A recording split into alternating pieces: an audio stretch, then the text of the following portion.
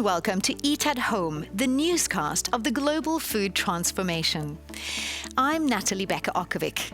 Eat at Home is a series of broadcasts and interactive side sessions on food systems transformation, all designed to create momentum toward the United Nations Food Systems Summit in 2021. Today, we'll focus on nature. Science says we must have more nature than we do now, and that we must protect nature and help it recover to support current and future generations, giving it a chance to be the invisible hand to food production. Our ultimate aim is something we call nature-positive food production, which means bringing back nature to help support human life on Earth. This episode is action-packed. We'll hear from farmers around the world. CIA's Sophie Egan will investigate plant-rich proteins. World-class scientists will tell us how to restabilize the Earth. And later on, EAT founder Gunhild Stordalen has an enlightening exchange with the WWF's food lead globally, Joao Campari. We'll explore our own gnarly scientific angle on sparing half of nature in the Fab Lab. And of course, our studio chef, Emilia, will be whipping up healthy, sustainable and delicious food. Now we know that what we eat has an impact on our health, and we do understand that it can also harm the environment. So how do we make food good for nature instead of bad? What is our best bet at protecting biodiversity, life on the planet, and the future of food for all people? It all starts with a seed. Farmers and farming is exactly where nature and food meet. With the right support and the right incentives, farmers can quickly become the frontline workers in nature conservation. Let's hear what they have to say. ผืนดินคือชีวิตนะครับแล้วก็ผืนดินนั่นก็คือตัวเราด้วยนะครับเพราะฉะนั้นอันนี้เป็นผลกระทบของดินเนี่ยขึ้นตรงกับเราโดยตรงครับ климаттын өзгөрүшү күндүн ысышы болуп атат кургакчылык ошо жайында суга тубагында суунун кичине тартыш болуп калышы бир аз көйгөй жаратат ошондо түнкүсүн сугарышка түнү менен сугарып калышка туура келет. Des fois c'est beaucoup et des fois on ne trouve même pas de pluie pour faire la culture. ก็อาจจะเกี่ยวข้องกับเรื่องการเปลี่ยนแปลงสภาพอากาศของโลกนะครับซึ่งที่เราเรียกว่าปรากฏการณ์ภาวะโลกร้อนนั่นเองครับ Imaginamos para esse enfrentamento, né, de toda essa questão das mudanças climáticas é dar escala a esse trabalho de agroecologia e de propagação dessas boas práticas. Bois et betterave. J'ai été en agriculture conventionnelle jusqu'à présent.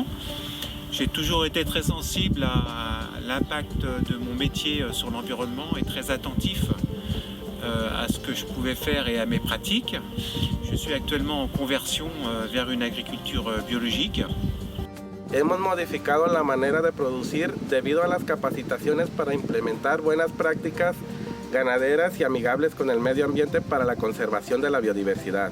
ครับเพราะว่าการฟื้นฟูดินการฟื้นฟูป่าการฟื้นฟูแหล่งน้ำการฟื้นฟูสภาพแวดล้อมในการทำไร่ทำนาที่มีความหลากหลายทางชีวภาพเพิ่มขึ้นหรือว่าให้เกิดการรบกวนธรรมชาติให้น้อยเนี่ยครับแล้วก็จะเห็นว่ากระบวนการเยียวยาของธรรมชาตินั้นก็จะช่วยเหลือเราด้วย So we've seen how farmers across the world can contribute to making nature positive.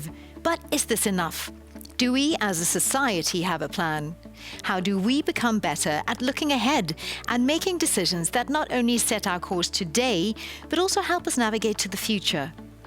The 1.5-degree target for climate has galvanized action. But what is the plan for the other environmental challenges? What about health or even inclusion? To find answers to these pressing questions, Future Earth has convened a group of leading scientists in the Earth Commission. Joining me now are Professor Joita Gupta, a co-chair of the Commission. Good day, Joita. Pleased that you could join us. Good day. Joita, our first question to you is, what is the Earth Commission and why is it needed?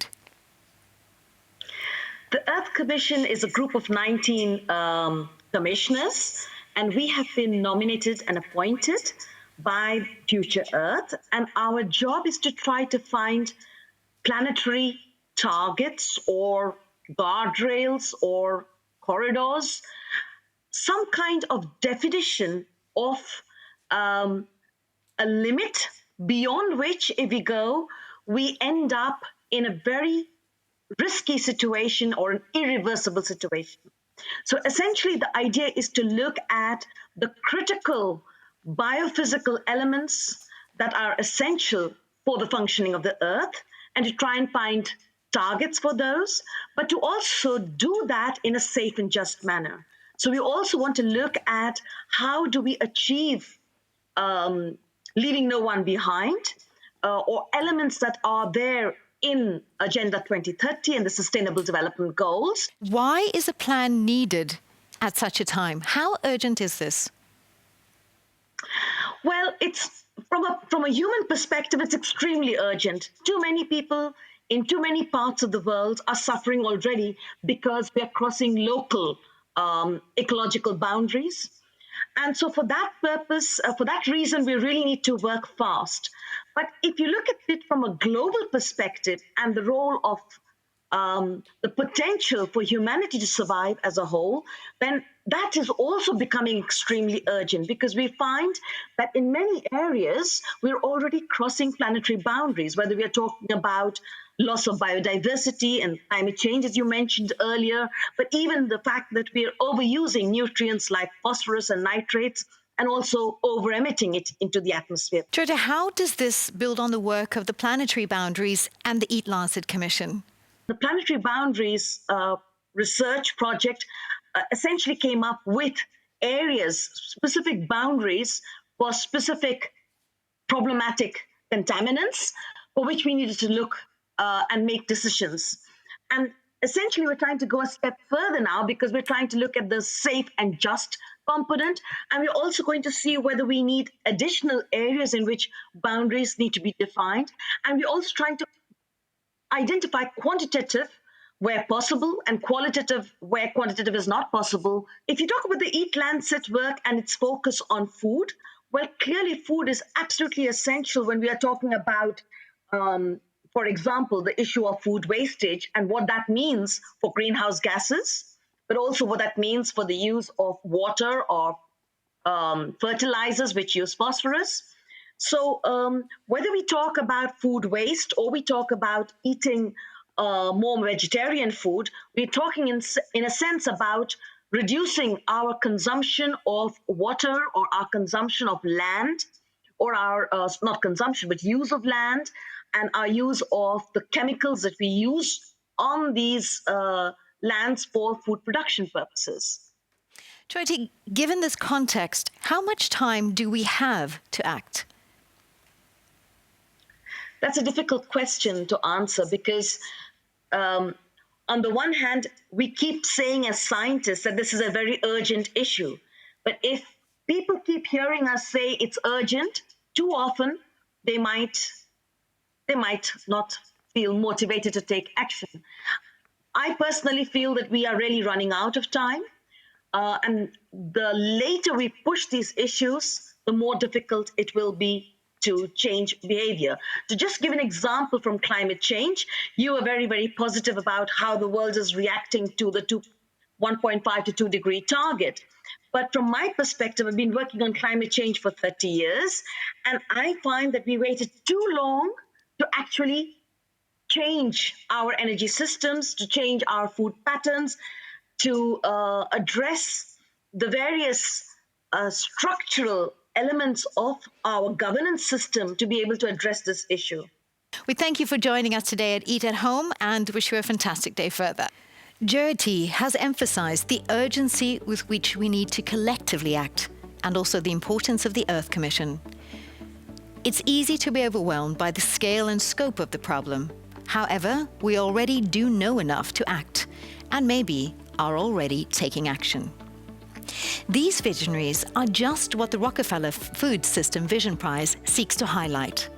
So let's take a look at some inspiring people from around the world rolling up their sleeves and already making a difference. Close your eyes and imagine Ladakh in 2050 with me. Renewable energy powers heated greenhouses. drip irrigation, and hydroponics. The COVID-19 pandemic has taught us that we need self-reliant, resilient food systems in Nairobi. Post-pandemic, our solution for a better food system sees high-tech farms sit alongside regenerative market gardens spread across the 190 suburbs of Brisbane. Our vision looks beyond this pandemic toward a food future where we no longer need live animals to sustain us. Our solution: create multiple self-sufficient regenerative agriculture clusters that address both local consumption needs as well as livelihoods. We envision the Dutch future food system as a mosaic of different subsystems with communities of people attached to them. If every one of us becomes our own mini farmers and we work together by creating these networks, then we can make a change. In 2050, the food system of the Northeast and Mid-Atlantic US will be rooted in racial equity, health, and social justice. In 2050, we will see more localized food systems, knowing exactly where our food is coming from. We'll have access to healthier, more nutritious foods. There will be more education around food production, increased local food production, a better understanding of natural medicinals. We introduced more than 200 edible plant species in this small plot and managing self-sustaining ecosystems that can provide constantly diverse food products. In our future, milk is produced without cows, eggs without chicken, and meat without killing.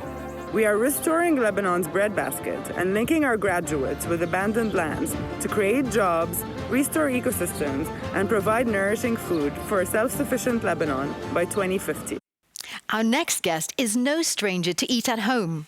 Sarah Farley spearheads the work of the Rockefeller Foundation's food team. Sarah, welcome. It's great to have you back.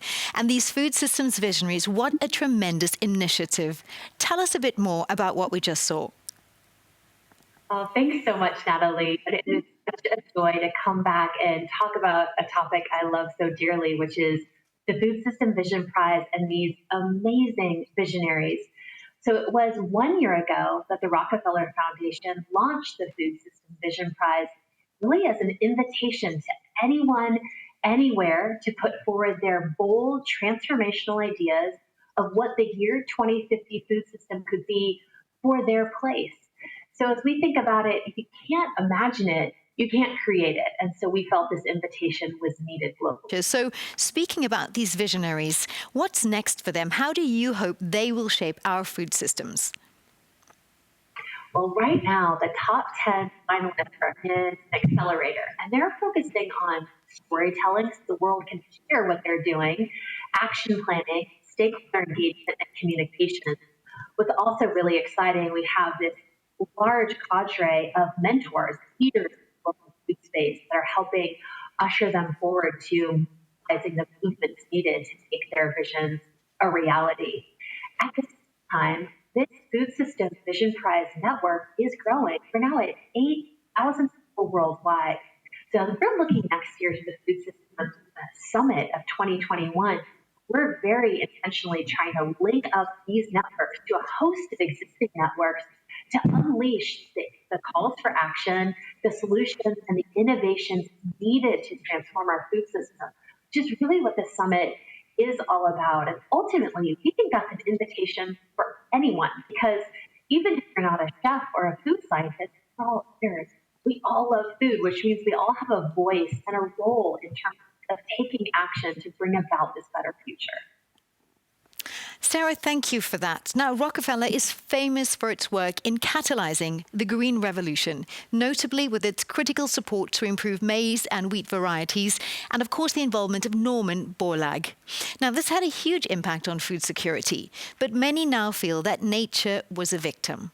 How does this new approach support tackling this century's challenges, including making food nature positive? I think we can all agree that the current food system is failing us. It's failing to protect our health, and it's failing to protect our planet. We learned some very tough lessons through the Green Revolution, namely that by taking too narrow a focus on a hunger crisis, there can be long-lasting unintended consequences. So we cannot change that history, but we can absolutely learn from it and do better. So the Food System Vision Prize is part of the renewed commitment of the Rockefeller Foundation to right some of the wrongs of the Green Revolution. if we look at these finalists, they're just extraordinary. We have a team in China, which is called From Mama's Kitchen to Metropolitan Beijing. They're trying to unleash a plant-forward dietary transformation to curb greenhouse gas emissions. At the same time, we have a team in Peru that is looking to bring forward climate-resilient freshwater solutions for everyone in this high desert megacity. And then we have a team, 7Gen, on the Rosebud Indian Reservation in South Dakota that is trying to advance regenerative agriculture by making tribal members the real primary movers and shakers in our food future. So as we look at it, these are blueprints for tomorrow's food system, and the Rockefeller is standing behind these very progressive and multi-stakeholder-led coalitions of businesses that are putting forward ideas that are both nature positive and people-centered. Sarah, thank you. It's so great to see you again, and our congratulations to all the food systems visionaries. We can't wait to come back to you in 5 years to see how their visions are progressing. It's now time to turn to the Fab Lab and see what our resident scientist has been cooking up in his home-confined lab. Over to you, Professor Fabrice.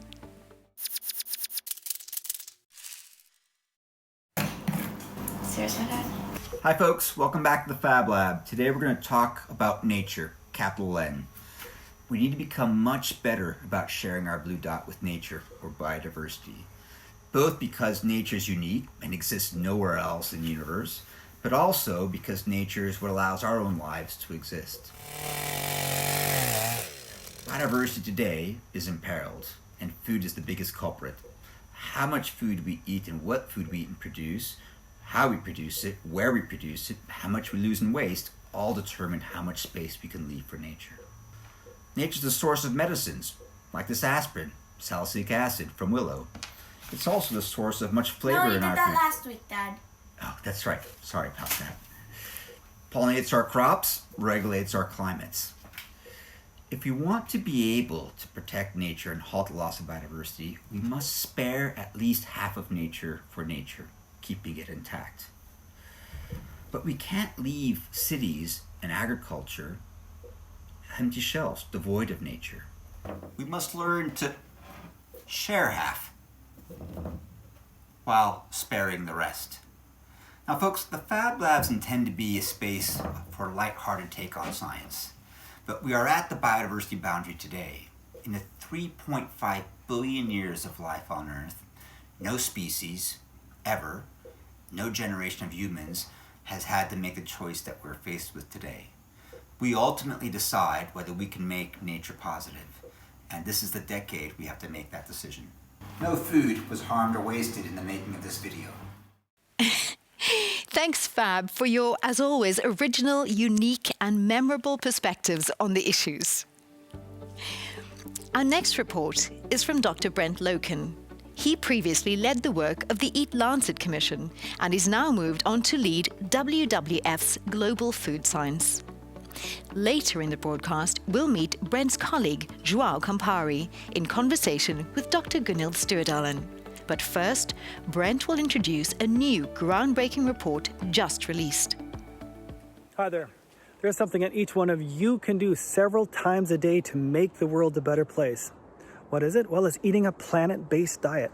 One that's good for your own health and also good for the health of the planet. My name is Brent Loken, Global Food Lead Scientist at WWF, and I'm here in the absolutely gorgeous but a bit chilly forest surrounding Stockholm, Sweden, to share with you our new report, Bending the Curve, the Restorative Power of Planet-Based Diets. For this, we teamed up with some of the top scientists on the planet, and we assessed the health and environmental impacts of various diets in 147 countries. This provides policymakers and business leaders and individuals with the information they need to transform the food system in their own country. For more information, please go to planetbaseddiets.com, where you can have access to all of the data for your own country, and you can also check out your own diet and the impact that your diet has on the planet. Now, you might be struggling and thinking, like, what can I do to make the world a better place? This is a great thing about plant-based diets, is it provides us with the power to not only restore nature, but also to restore our own health. It might be the single greatest action that you can take. But the time for talk is over. We must now roll up our sleeves and get to work. Together, we can make this possible. Join us. Some good news there, right? Well, there is actually something we can do, several times a day, in fact, to improve our health as well as our planet's health. Eating a plant-rich diet is high in human health benefits and low in environmental impacts. So, Emilia, with that in mind, I guess there's a wide variety of tasty dishes and ingredients that you can use in a plant-rich, planet-based diet. Yes, and I remember I was so surprised when I first realized how many delicious variations there are. And for today, I'll be making a new favorite of mine called Bigoto.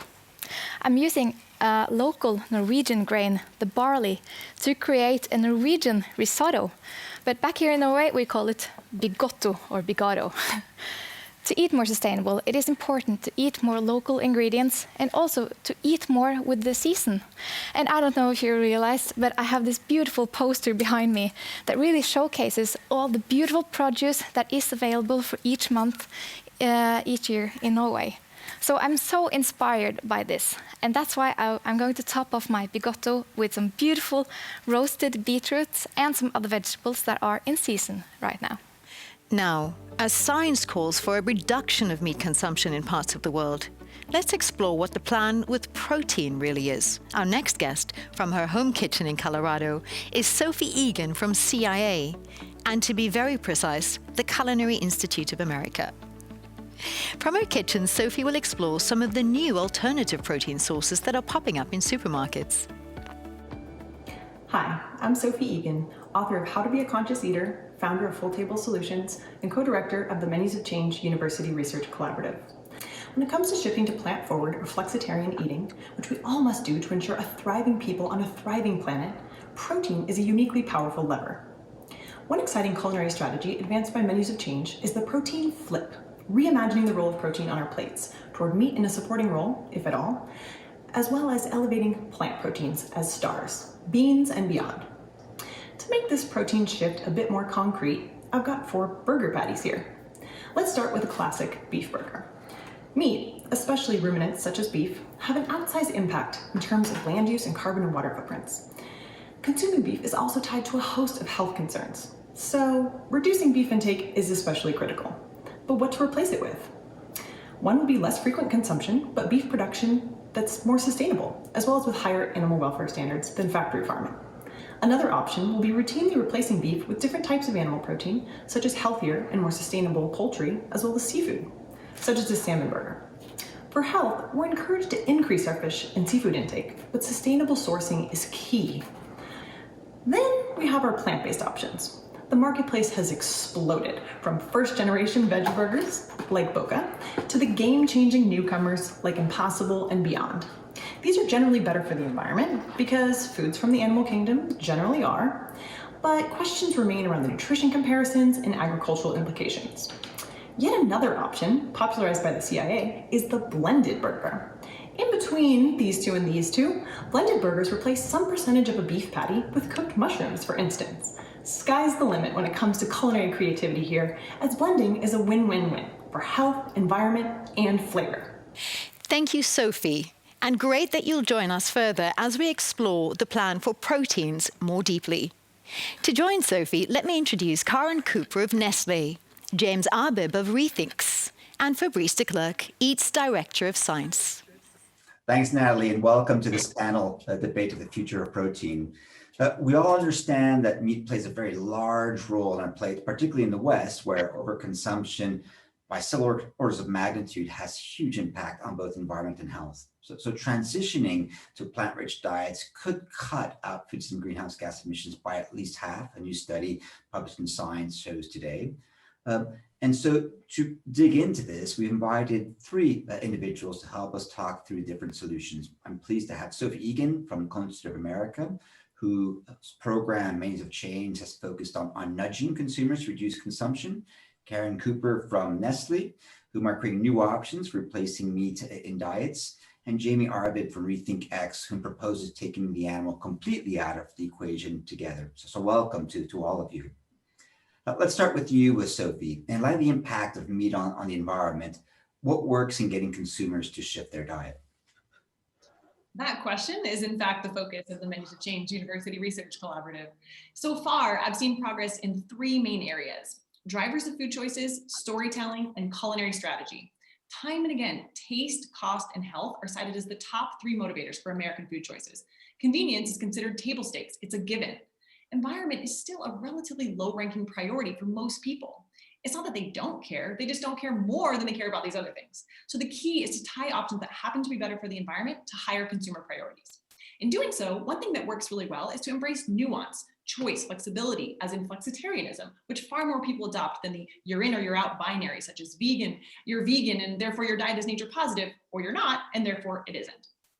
For messaging, one of the most effective strategies is to lead with flavor. The collaborative actually conducted the largest study ever measuring food choices across multiple universities in the United States, called the DISH study. And we found that to get people to eat more vegetable-based dishes, leading with not just taste focused, but indulgent, edgy language like twisted citrus glazed carrots or slow roasted caramelized broccoli dramatically increased both selection and consumption. That's really useful. So we have to try those names on my kids at home. The meatless Mondays, I think, are still a challenge with our teenage son. But taking away from you that taste is essential, flexibility is key, and possibly that we shouldn't be leading with environment. Karen, Nestle is actively shifting their portfolio to redesign foods to new consumers. Can you tell us a bit about what's driving that change and what consumers are looking for? Sure, yeah. I mean, for certain, people are looking to eat more healthily. And one of the ways that they can do that is for switching out their protein sources. So we find this being driven a lot by young millennials, Gen Zers, and their remit is not necessarily health always, it is also mixed in with climate change, with animal welfare. So they have very much more mixed reasons for making these sorts of choices in their diets. And we can try and answer this with our R&D. And so this is a great opportunity for us to shift our portfolio. We use about 10% of our R&D specifically on developing plant protein products now. That results about 300 people, which is quite a lot. And their job is to create tasty products with variety that we can start to bring into the mainstream of people's diets. And we of course need food scientists for this, but we also need chefs, and we need nutritionists, and we need sensory experts. All of these people are really important to help make sure that what we develop is something that people actually are happy to consume. And one of the most important aspects is nutrition. We can't deliver these types of products without really looking after the nutrition. So we've got to hit all of these different aspects. It's got to taste good, the texture's got to be great, and the nutrition's got to be there, and we've got to do it with sustainable production. So really a systems-based approach to designing these foods, from nutrition to consumer behavior to even the engineering of that. And it sounds like mainstreaming plant-rich foods as a mean of achieving impact at scale is what Nestle is after. And I hope that that's enough. But speaking of, I think, the scale of challenge and asking ourselves whether we're going forward. Jamie, I'd love to get your reaction to some of these recommendations, but also understand that you're taking redesigning food to the next level completely by even talking about eliminating the animal from protein production, particularly in terms of its huge impact on land savings and climate action. Yes, certainly. So I mean, I think all these interventions we've heard about, are really useful. But they're really only going to scratch the surface in many ways in terms of solving climate change or solving some of the other environmental impacts of agriculture. I kind of liken them a little bit to building more efficient gasoline cars or appliances or kind of behavior change campaigns that encourage people to kind of walk and not drive or to turn off the lights. Ultimately, the system is unsustainable. And I think that we want to feed, 9 billion people healthy, nutritious food. The current system just can't do that within the limitations it has. The only solution really is to produce, alternatives that are both cheaper and better than the current ways of producing food. And fortunately, that's what's happening. So biotechnology is opening the door now to entirely new production methodologies where we can grow proteins and other complex organic molecules without the animal or the plant, and it's vastly more efficient. And these technologies are charging down a cost curve, and by the mid 2020s they'll be at cost parity with bulk proteins, and by 2030 they'll be substantially cheaper. And they can be better on every parameter. We can design them with health and taste in mind. We kind of think of it as food as software. We're essentially decoding food and replicating it.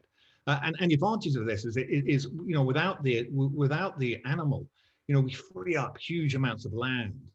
And that land can be put to other uses. We could reforest it, we could rewild it, we could actually take emissions from land use negative, which is what we need to do. It's a huge problem, climate change, and of course deforestation and overfishing and so on.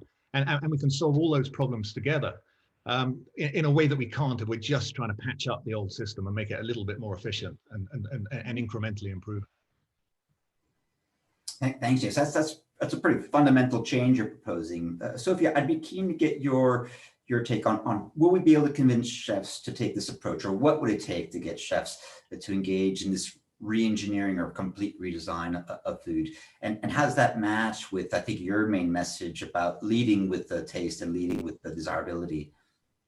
Right. Well, I think one of the things, just as a cautionary tale, I certainly agree with what Jamie shared and many others who've said incremental change is not enough. We need exponential change. And I think that's key on the choice architecture side of things. We have to change both consumption and production, no question. But when it comes to creating foods that are going to move the needle on consumption, we have to have a little bit of understanding that food is unlike anything else. It's tempting to throw technology at the solution, at the challenge, and it's absolutely going to play a huge role, but there's so much else baked into it. It's identity, it's culture, it's heritage, religion, values, medicine, beyond. So we have to make sure we don't go so far in the direction of technology that it's, bizarre frankenfoods that actually won't sell, because if they don't sell, then it won't matter how terrific, like I mentioned, that they are for the environment. An example of this is Soylent, right? Perfect, every nutrient you could possibly need packed into a pouch that looks basically like cement and probably tastes like it. So we just need to keep that piece in mind, and ensuring that as we are applying these radical breakthrough approaches to production, we're enlisting these other elements that make sure that the food is at least still close to nature and real, and something that someone can find nourishment and joy from. Do you feel that the new innovations that we're talking about are sufficient? Or what's it going to take to be able to take Nestle's approach, for example, and really be able to link it towards the kind of impact that we need on the environment and health side? I mean, I completely agree with everyone else. We need the system change that has to happen, and it has to happen across the board on both consumption and production. And I think what we're saying right now is what we're able to do in the short term to really try and change people's kind of minds and change people's tastes about what they want to put into their diet. That in itself is a massive challenge. And I think if we can take these steps with these types of products, I think the acceptance of what will come later will be easier, but we have to take those steps to help people come with us. Changing consumers is a very difficult thing. And so I think we have to just take them on that journey with us and make sure they're really understanding what we're asking of them as a system, and make them part of that change as well. Jamie, I mean, so this reimagining or reengineering of food, I think fundamentally challenges where we think employment will come in the future, particularly from agriculture to maybe more employment in conservation, rewilding, and restoration. What are some of the thinking you guys are doing in terms of what this might mean for employment, and how do we bring those who are involved in those sectors along? Yeah, so I mean, agriculture's, in many ways been disrupted already. We've seen vast efficiencies in the amount of labor needed and the number of jobs in agriculture. But as we move food production out of the field, we free up those very same fields to do other things with. We could reforest, we could rewild, we could do all kinds of things with them. And in most disruptions, what happens is jobs get lost. Jobs get created in a new economy, in different locations requiring different skills. But actually here, they're going to be in the same locations requiring very similar skills. So as long as we plan this, as long as we see what's coming and we're prepared for it, we can mitigate some of the adverse consequences that we get with these technological disruptions. And I think in terms of job creation, the jobs that are created in this industry are going to be, extraordinary jobs, and so I don't think this particular disruption will see the kind of job losses that you see in certain other disruptions.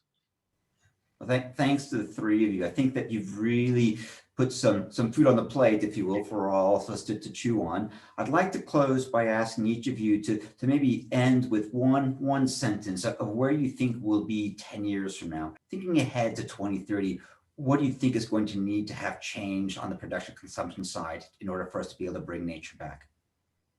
Start with you, Sophie. Sure. I think the biggest theme is going to be a dramatically increased diversity of the types of foods we eat, number of species, right? There's been much discussion about loss of biodiversity, and this is, I think, going to be the biggest difference. Right now, we're going to look back on what we ate and say, gosh, what a boring mix of items, right? Thinking about statistics like 75% of our diets come from 5 animals and 12 plants, something like that. There are so many more species at our fork tips, as I've said before, but also that will be critical to nature positive production and really a shift away from a very homogenized overall dietary pattern towards an incredibly varied way of eating, both from land and sea. Thanks. We got, I think, 3,000 species crowdsourced in 1 minute during our first episode in July. And my colleagues at Biodiversity remind us that there are 30,000 edible species waiting to be rediscovered.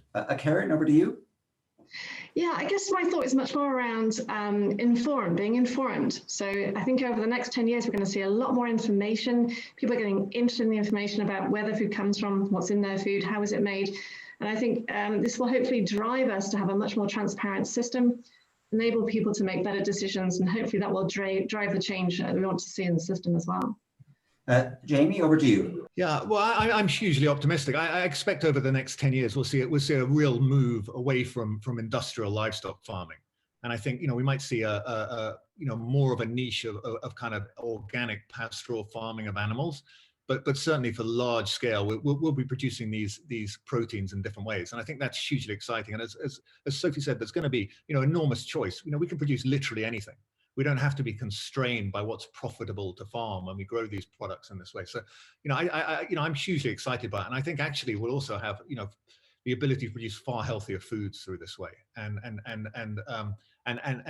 so the benefits will just kind of cascade. And I think it's just a hugely exciting time to be alive. Oh, fantastic. Thanks a lot. So I hear diverse, informed, and unconstrained. And I think the main takeaway that I get from all three of you is that even though these are massive challenges and we tend to sometimes be shocked into inaction, that what I'm hearing from all three of you is that there's actually an opportunity of choices. There's plenty of choices and plenty of spaces where it can already begin to have impact. So with that, thanks to all of you. Look forward to reaching back out in 10 years to see what's happened. And now I'll show you how to make my Norwegian Bigoto. And what's so perfect about this recipe is how versatile it is. Just use what kind of grains and vegetables that are available for you. And what I've done now in the background is that I've baked these gorgeous root vegetables, as you can see here. They've been in the oven at 200 degrees for about 40 minutes until you can see that I have these caramelized corners. And here I have celeriac, parsnips, and beetroots. And while they were roasting in the oven, you have the perfect amount of time to make your bigoto. So what you'll do is just finely chop some onions and garlic. That's just put it into a pan with some oil. And then you're going to saute that for about 5 minutes until it's golden. And then what you do is just add about 200 grams of barley. And then at the end, you just add about 7 deciliters of vegetable stock. And then this is just going to simmer on the oven for about 25 minutes until the barley has gotten this al dente texture and you have this creaminess going on. And at the very end, you add 2 tablespoons of butter and 2 tablespoons of Parmesan. And then, as you can see, I've already done this, of course.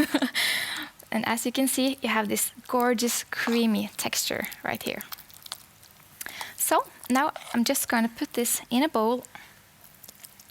Oh, I just love the creaminess and it just smells so amazing. Like this. And then I'm just going to top it off with some roasted Brussels sprouts, just because I just really, really love Brussels sprouts. And then I'm going to add some of my beautiful vegetables right here. Some parsnips and some gorgeous celeriac, and then the lovely pink beetroots. And I've roasted them in just some rapeseed oil, which is a Norwegian substitute for olive oil. I really love to use that. Like this. And then, just to be like really chefy, I have pickled some gorgeous polka beets. Just because, I mean, look how cute they are. I'm just so in love with this. And I'll just put this like really cool in the center here. Oh, I mean, this looks so cute. I'm very, very happy. Like this. And I always just love to top my meals with just some crunchy greens. So for that, I'm just roughly chopping some spring onion, just to make it that last finish.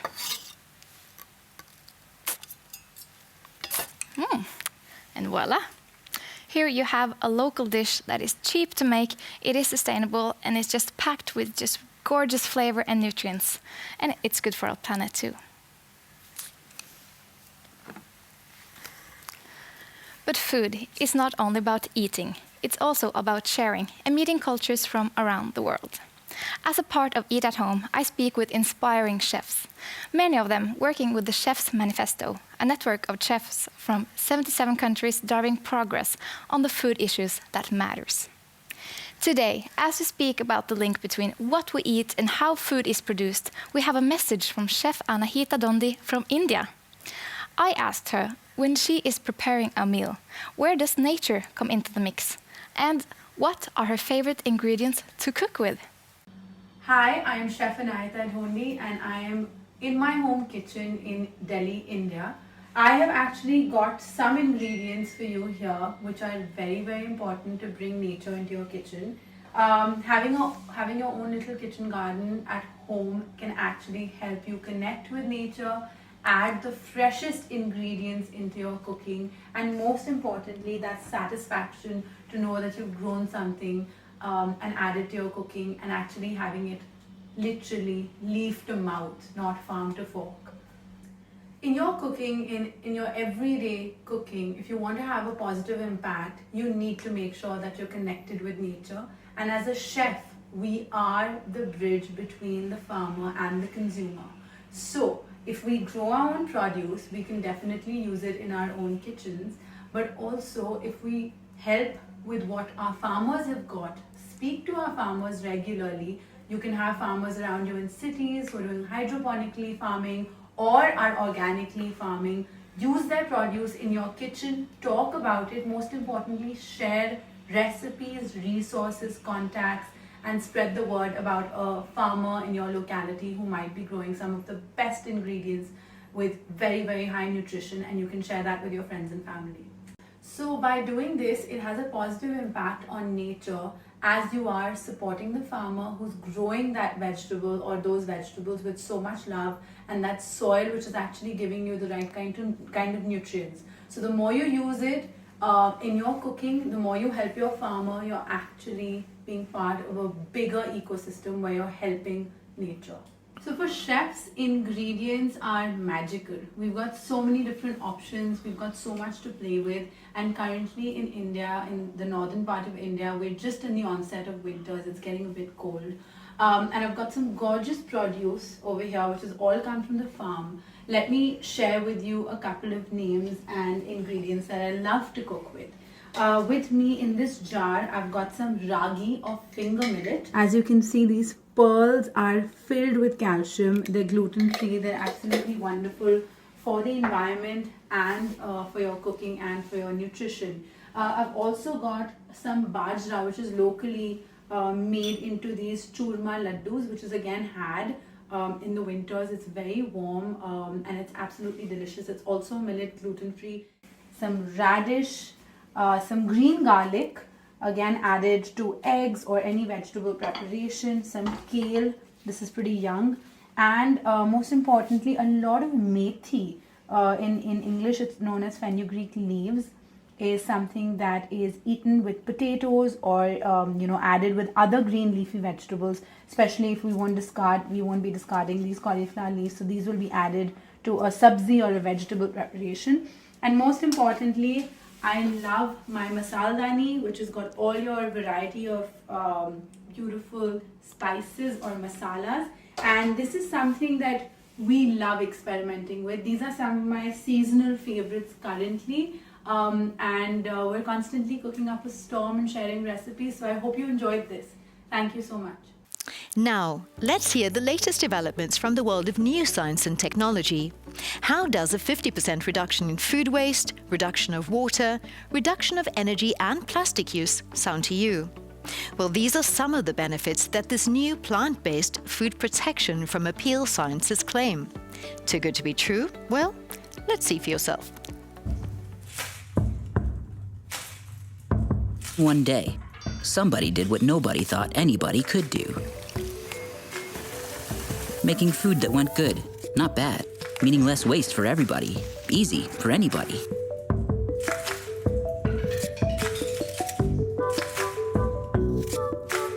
So we have integrated the machine of Appeal fully in our packing and ripening facilities. It has better taste, which, because there's moisture staying inside of the fruit, makes it more creamy. What we have seen is like a 50% reduce of waste, which is a huge amount, and then also a double-digit growth of sales. Reducing all of the waste we can, using what we can do here, using this technology.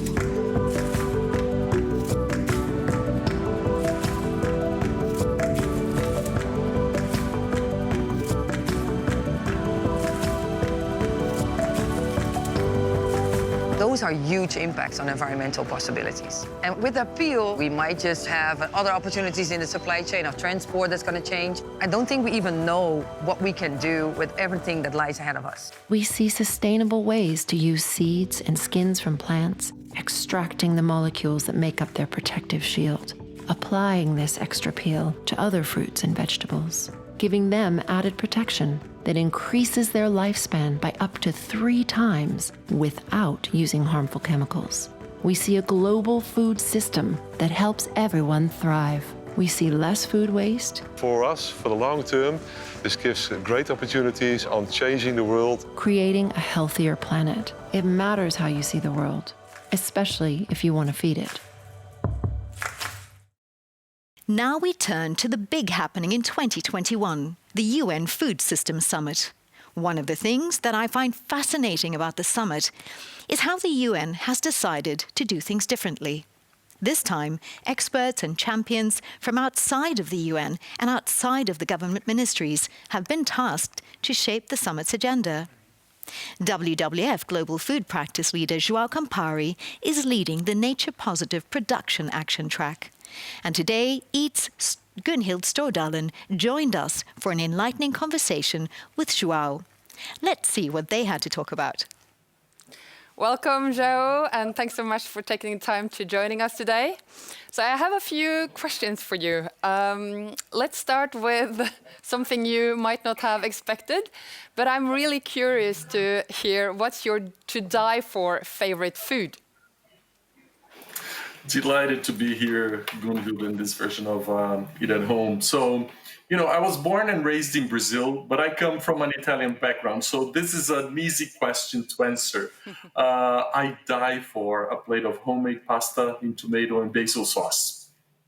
When you look across all the food-related challenges out there, Joao, what is the one thing that infuriates you the most? I mean, that literally drives you the most crazy?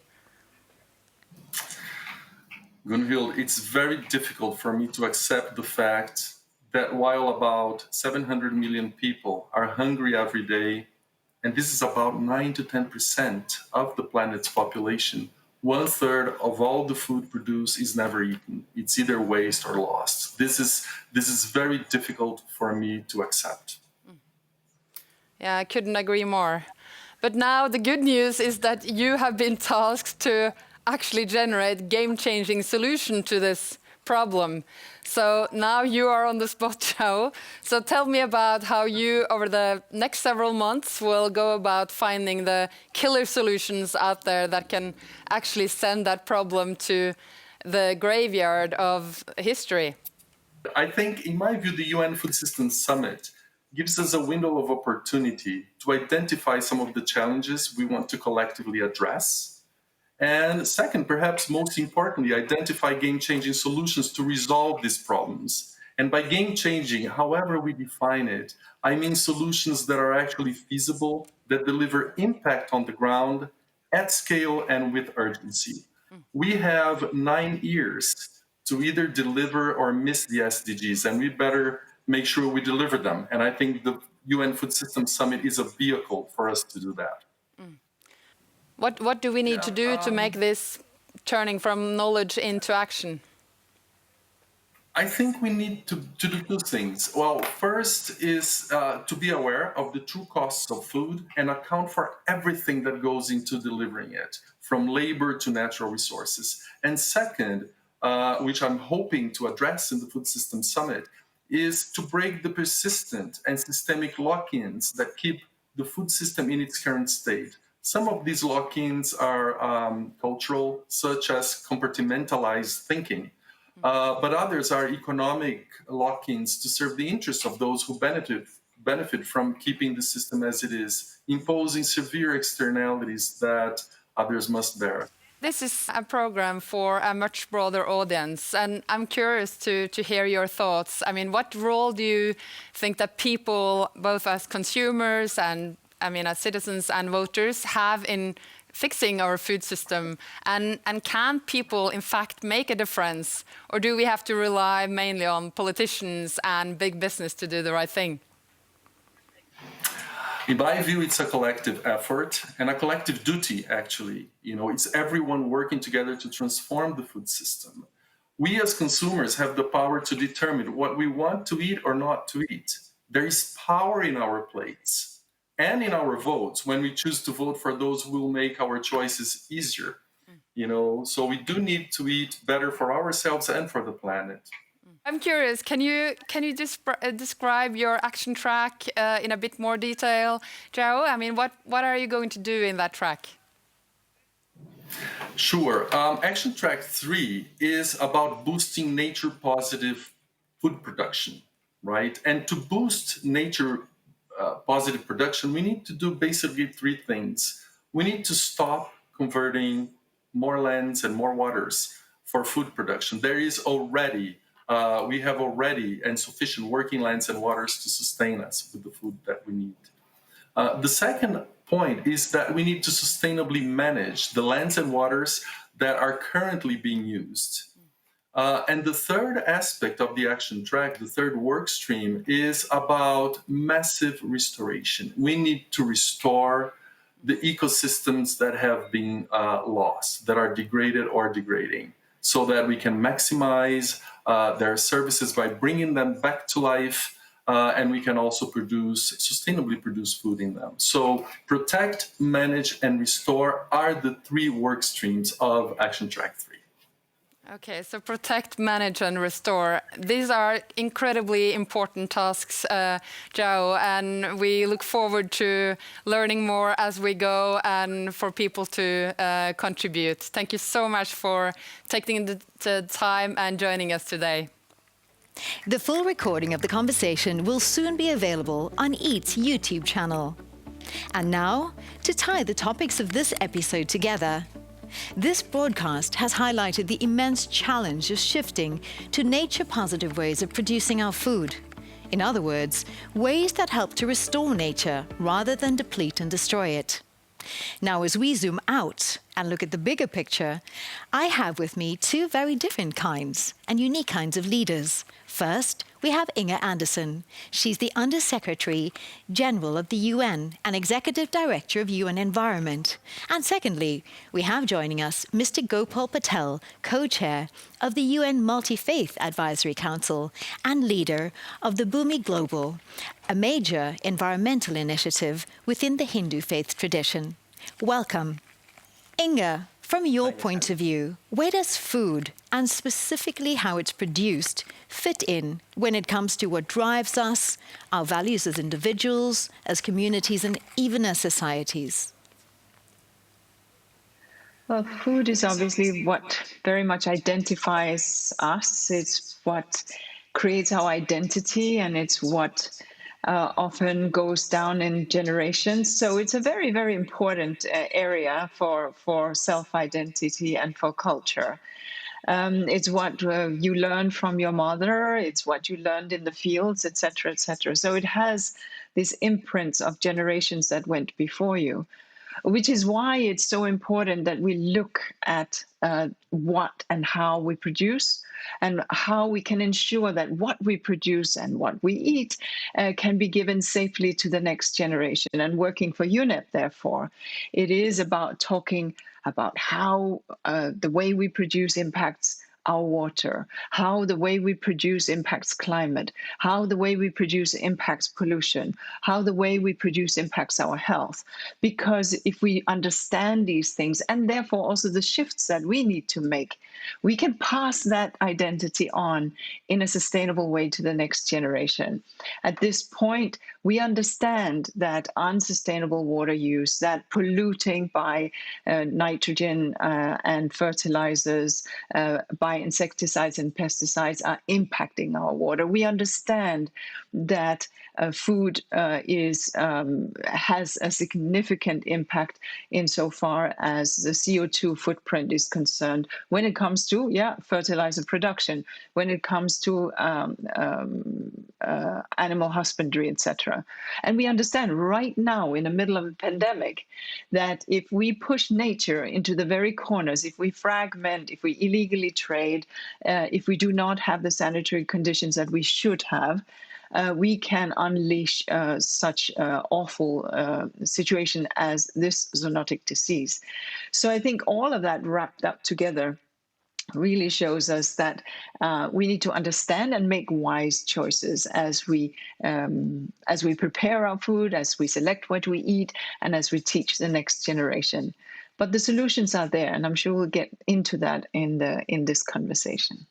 Inga, thank you so much. Gopal, what are your thoughts on this? Yeah, so I'd like to echo what Inga just said, is that food is such a central part of our individual and collective stories, the stories that we tell ourselves about who we are, but also about the world around us. And for most of our history, food has been such a pivotal aspect of how we led our lives. And what we see over the last couple of centuries is really this whole tale of food from the seed to table. A lot of that story has been truncated. So now all we know about food is where we buy it from and how to cook it. And so I really think what we need to do is really re-engage with the whole story of food. Where does it come from? Who grows it? Who transports it? How does it get to the supermarket shelf? And I think if we can engage in that story, and that's a story that our forefathers cultivated their life around, if we can really engage with that story again, we can re-examine and really renew and regenerate our food production practices so they are nature positive and so they are healthy and wholesome for the planet and also for ourselves as well. Gopal, thank you for those great insights. Another question for you. What do you believe faith traditions can contribute when it comes to the great food transformation and also a shift to nature positive production? So if you look at all the major faith traditions, all of them have food very much as part of the key aspect of their practice and belief. So if you look at Judaism, is a practice where every 7 years there should be a sabbatical for the earth, that every 7 years we should let the earth renew and regrow and we don't do any agricultural activity. In the Christian and Islamic traditions, you have practices during the year where people are encouraged to limit or reduce what they eat or what kinds of foods they eat. So the faiths have stories about food really embedded deeply within them. But in terms of your question, in terms of what can the faiths do going forward, I think you're starting to see a lot of great activity in all the different traditions in many different parts of the globe. So for example, if we go to Africa, we see Christian and Muslim groups engaging in a project called Farming God's Way, where they're really looking at the Bible and the Quran and trying to understand what are the principles and the practices of agriculture in our ancient texts that are relevant and applicable for us as farmers here in Africa. We see in Hindu groups and Buddhist groups and other Eastern Dharmic traditions really coming out strongly for people to adopt plant-based diets Now, traditionally, they would advocate for that because they said it was a more healthy way to live for ourselves. But now what they're doing is renewing that message and saying it's a healthy way to live for ourselves, but it's also a healthy way to live for the planet as well. So you're seeing all these great religious traditions, some of which have been around for thousands of years, really engaging with their texts, with their traditions, looking at how food is spoken about and reinterpreting for the current age, and specifically when it comes to around production and consumption of food. Thank you so much for such an interesting perspective, Gopal. Inga, the UN is also based on shared values and norms. Can we find ways to leverage what science and universal human rights and faith traditions bring to the table in order to drive change? I think so, and certainly at UNEP we're very much engaged with the faith community because we need to understand that science alone is not necessarily what conveys science, yes, but identity, cultural values, as well as the faith dimensions in people's lives are very powerful forces.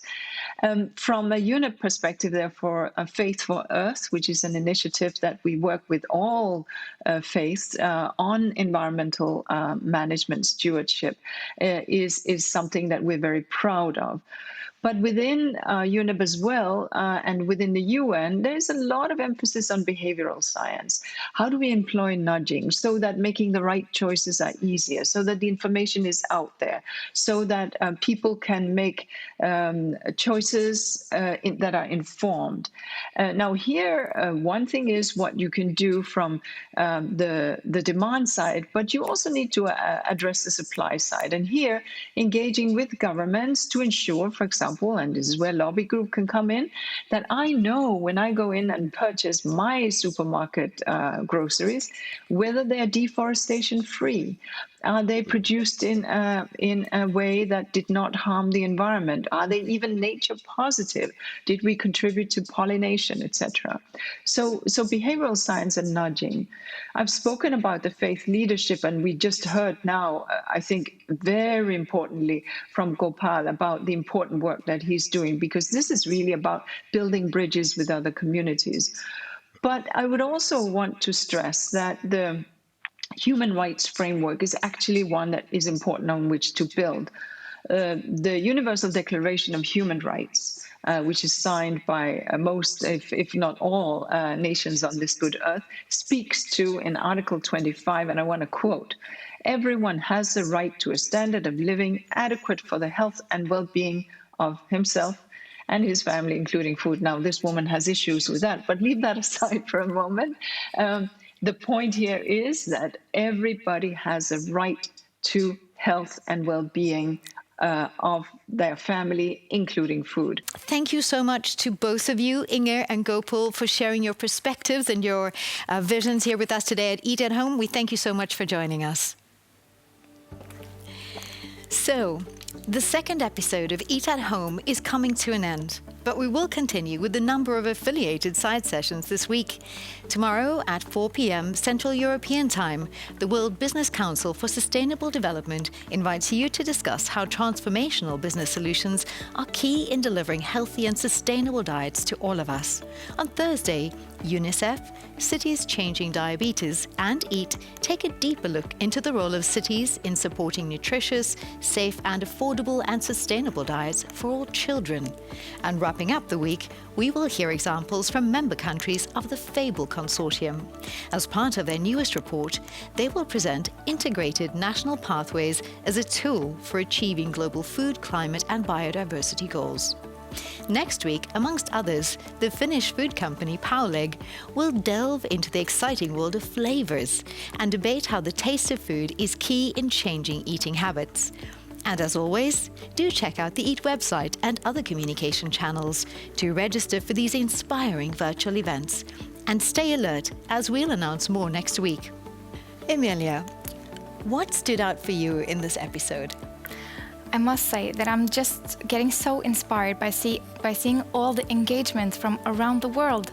And I'm also actually starting to be kind of positive that we can solve this problem if we just put our heads together and gather all the great ideas that we've listened to today.